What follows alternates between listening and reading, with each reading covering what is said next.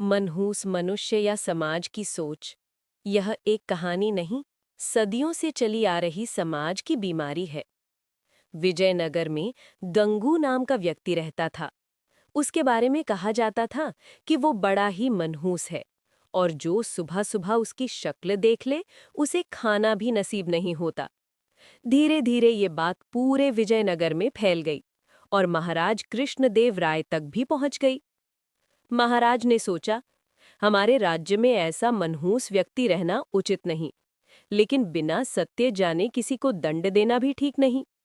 इसलिए उन्होंने आदेश दिया कि गंगू को दरबार में लाया जाए।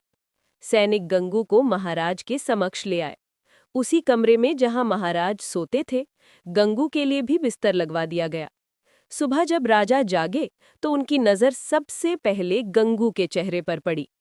कुछ देर बाद अचानक काम आ गया और राजा को तुरंत महल से बाहर जाना पड़ा। दिन इतना व्यस्त गुजरा कि उन्हें भोजन भी नसीब नहीं हुआ। राजा को पूरा विश्वास हो गया कि ये सब गंगू का चेहरा देखने के कारण हुआ है। क्रोधित होकर उन्होंने आदेश दिया, गंगू को फांसी पर चढ़ा दिया जाए। ये खबर सारे राज्य में फैल गई। जब तेनालीराम को पता चला तो वे तुरंत गंगू के पास पहुंचे। गंगू रोने लगा और सारी बात बताई। तेनालीराम ने उसे सांत्वना दी और कहा, जो मैं कहूं वही करना। गंगू ने सहमति में सिर हिला दिया। दूसरे दिन फांसी से पहले गंगू से अंतिम इच्छा पूछी गई। गंगू बोला, मुझे महाराज से मिलना है, उन्हें कुछ बताना है। महाराज गंगू के पास आए और बोले, बताओ गंगू, तुम्हें क्या कहना है? गंगू बोला, महाराज, राज्य में एक व्यक्ति मुझसे भी ज्यादा मनहूस है। पहले दंड उसे मिलना चाहिए, फिर मुझे। राजा आश्चर्यचकित हुए, कौन है वो? गंगू बोला, महाराज, वो व्यक्ति और कोई नहीं, आप हैं। राजा क्रोधित हो उठे, जानते हो तुम क्या बोल रहे हो? इसके बदले तुम्हें दंड मिल सकता है। गंगू शांत स्वभाव से बोला, महाराज, मृत्युदंड से बड़ा कौन सा दंड होगा? ये तो आप मुझे दे ही चुके हैं। पहले मेरी बात सुन ले, फिर जो चाहे सजा दे। राजा का क्रोध कुछ शांत हुआ। ठीक है गंगू, कहो।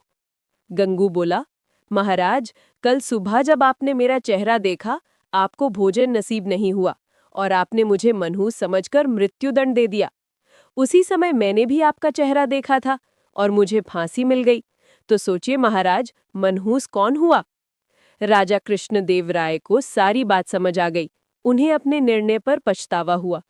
उन्होंने तुरंत गंगू की सजा माफ कर दी। उन्होंने गंगू से पूछा, ये विचार तुम्हारे मन में कैसे आया? गंगू बोला, महाराज, ये सब तेनालीराम की सलाह थी। राजा मुस्कुराए। उन्होंने गंगू को ढेर सारा धन दिया और तेनालीराम को धन्यवाद कहा। तुम्हारी बुद्धिमानी से एक निर्दोष की जान बच गई। इस कहानी से हमें यह सीख मिलती है कि समझदारी और न्यायप्रियता से हम बड़ी से बड़ी मुसीबतों का सामना कर सकते हैं। सोचने वाली बात तो ये है कि हम गलत धारणाओं के बारे में कितना सोचते हैं और कितना हमारे विचार हमारे कर्मों को प्रभावित करते हैं। क्या आप भी ऐसी कहानियां सुनना चाहते हैं? तो कमेंट सेक्शन में जरूर बताएं और हमें और भी मनमोहक कहानियों के लिए प्रेरित करें। धन्यवाद।